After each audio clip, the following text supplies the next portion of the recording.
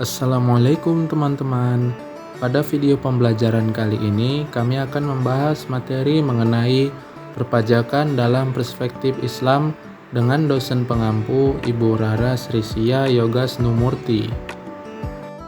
Kami dari kelompok 13 kelas Perbankan Syariah 4E terdiri dari Afwan Hafiz, Alfi Syahrin, dan Putri Nurhida Harahap. Nah, langsung saja kita masuk ke pembahasan. Tapi sebelumnya, pada tahu nggak sih apa itu yang dimaksud dengan pajak? Jadi, pajak itu adalah kontribusi wajib kepada negara yang terutang oleh orang pribadi atau badan yang bersifat memaksa berdasarkan undang-undang dengan tidak mendapatkan imbalan secara langsung dan digunakan untuk keperluan negara bagi sebesar-besarnya kemakmuran rakyat. Berbicara perpajakan dalam perspektif Islam, di dalam Al-Quran hanya satu kali saja terdapat kata pajak, yaitu terdapat pada terjemahan Quran Surah At-Taubah ayat 29, di mana berbunyi, "Perangilah orang-orang yang tidak beriman kepada Allah dan tidak pula kepada hari kemudian, dan mereka tidak mengharamkan apa yang diharamkan oleh Allah dan Rasul-Nya, dan tidak beragama dengan agama yang benar, agama Allah, yaitu orang-orang yang diberikan Alkitab kepada mereka, sampai mereka membayar jizyah dengan patuh sedang mereka dalam keadaan tunduk." Nah, kemudian apa aja sih macam-macam dan fungsi pajak dalam Islam? Jadi, macam-macam pajak di dalam Islam itu yang pertama ada kharaj, ushr, khums, jizyah, usyur, dan nawaib atau daraib. Setelah disebutkan macam-macam pajak di dalam Islam, selanjutnya kita akan mengetahui bagaimana fungsi pajak di dalam Islam. Jadi, secara umum maupun secara pandangan Islam, fungsi pajak itu tidak jauh beda, yaitu digunakan untuk kesejahteraan umum seluruh masyarakat dalam suatu negara. Sehingga pajak memiliki fungsi alokasi, distribusi, dan stabilisasi secara efektif. Selain dalam rangka peringatan keberlangsungan roda pemerintahan, pajak juga harus lebih diprioritaskan untuk hal-hal yang bisa dirasakan langsung oleh masyarakat. Kemudian kita akan membahas kedudukan pajak dalam Islam. Tetapi kita harus ketahui terlebih dahulu nih kedudukan pajak secara umumnya. Jadi, secara umumnya pajak mempunyai kedudukan di antara hukum-hukum. Yang pertama ada hukum perdata, yaitu mengatur hubungan antara satu individu dengan individu lainnya. Dan yang kedua ada hukum publik, yaitu mengatur hubungan antara pemerintah dengan rakyatnya. Dengan demikian, kedudukan hukum pajak merupakan bagian dari hukum publik. Lalu, kalau di dalam Islam, bagaimana sih kedudukan pajaknya? Di dalam Islam memiliki dua pandangan mengenai kedudukan pajak. Pandangan pertama menyetujui kebolehan dari adanya pajak. Sedangkan pandangan kedua, yakni yang memandang bahwa penarikan pajak merupakan suatu tindakan kezaliman dan hal tersebut merupakan haram. Namun, jika kita lihat dari segi maslahat atau manfaatnya, maka pajak ialah suatu hal yang diperbolehkan. Kemudian ada juga nih nilai-nilai Islam dalam sistem perekonomian Islam.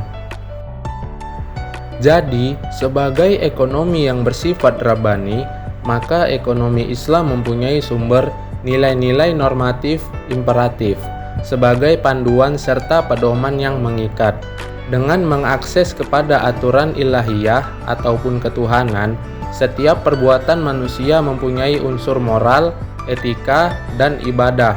Setiap tindakan manusia tidak boleh lepas dari nilai, yang secara vertikal merefleksikan moralitas yang baik dan secara horizontal memberi manfaat bagi manusia dan makhluk lainnya.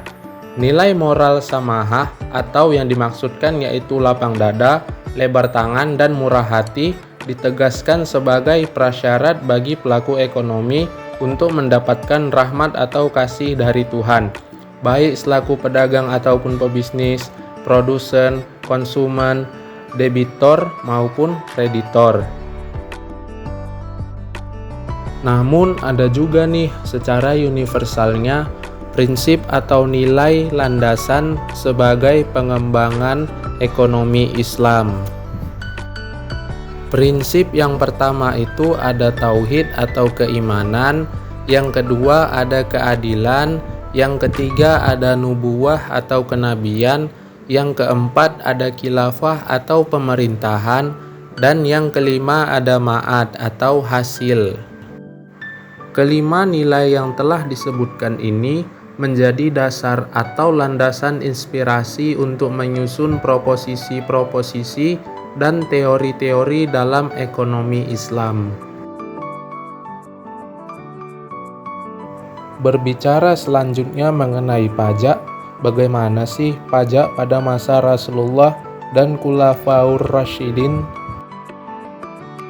Jadi, pada masa pemerintahannya, Rasulullah Shallallahu Alaihi Wasallam menerapkan jizyah, yakni pajak yang dibebankan kepada orang-orang non-Muslim, khususnya ahli kitab, sebagai jaminan perlindungan jiwa, harta milik, kebebasan menjalankan ibadah, serta pengecualian dari wajib militer. Di samping itu, Rasulullah juga menerapkan sistem kharaj, yakni pajak tanah yang dipungut dari kaum non-muslim ketika wilayah Khaybar ditaklukkan. Sistem pajak lainnya yang diadopsi Rasulullah adalah ush, sebuah jenis pajak yang telah berlangsung pada masa Arab Jahiliyah, khususnya di Mekah yang merupakan pusat perdagangan terbesar saat itu. Lalu bagaimana sih pendapat ulama tentang halal dan haramnya pajak ini? Nah, ada beberapa ulama nih yang berpendapat mengenai halal dan haramnya pajak. Jadi yang pertama itu jumhur ulama yang bermazhab Syafi'i, seperti Imam Al-Ghazali, menyatakan memungut uang ataupun pajak selain zakat pada rakyat diperbolehkan jika memang diperlukan dan kas di Baitul Mal atau kas negara tidak lagi mencukupi untuk membiayai kebutuhan negara, baik untuk perang ataupun keperluan negara lainnya. Namun jika masih ada dana di Baitul Mal, maka tidak boleh. Kemudian yang kedua itu jumhur ulama yang bermazhab Hanafi, seperti Muhammad Umaim Al-Barkati, menyamakan pajak dengan naibah. Ia berpendapat naibah ataupun pajak boleh jika memang dibutuhkan untuk keperluan umum atau keperluan perang. Selanjutnya yang ketiga ada jumhur ulama yang bermazhab Maliki, seperti Imam Al-Qurtubi, mengemukakan ulama mazhab Maliki sepakat dibolehkannya menarik pungutan atau pajak selain zakat apabila dibutuhkan. Dan yang terakhir itu jumhur ulama yang bermazhab Hanbali, seperti Ibnu Taimiyah, membolehkan pengumpulan pajak yang mereka sebut dengan Al-Kalf As-Sultaniyah. Jumhur ulama mazhab Hanbali menilai pajak yang diambil dari orang-orang yang mampu secara ekonomis merupakan jihad harta. Jadi dari beberapa materi yang disampaikan pada video pembelajaran mengenai perpajakan dalam perspektif Islam, dapat ditarik kesimpulan yaitu di dalam Islam pemungutan pajak terdapat dua pendapat, yakni ada yang memperbolehkan dan ada yang tidak memperbolehkannya dengan segala argumentasi yang melandasinya. Akan tetapi para ulama memperbolehkan pemungutan pajak asalkan memenuhi syarat yang ditentukan, yakni yang pertama, negara berkomitmen dalam menerapkan syariat Islam. Yang kedua, negara sangat membutuhkan dana untuk keperluan dan maslahat umum seperti pembelian alat-alat perang untuk menjaga perbatasan negara.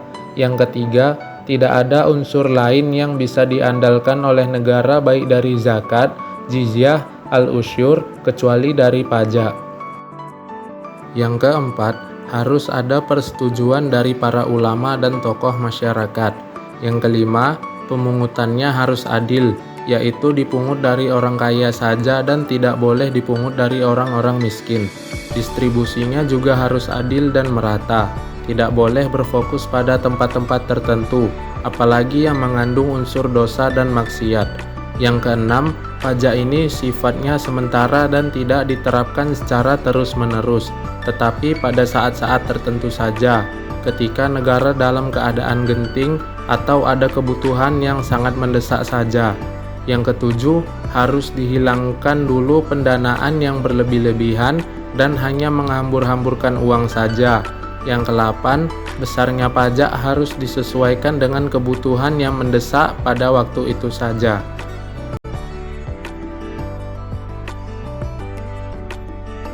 Sekianlah video pembelajaran dari kami kelompok 13. Lebih dan kurang kami mohon maaf dan kami ucapkan terima kasih. Wassalamualaikum warahmatullahi wabarakatuh.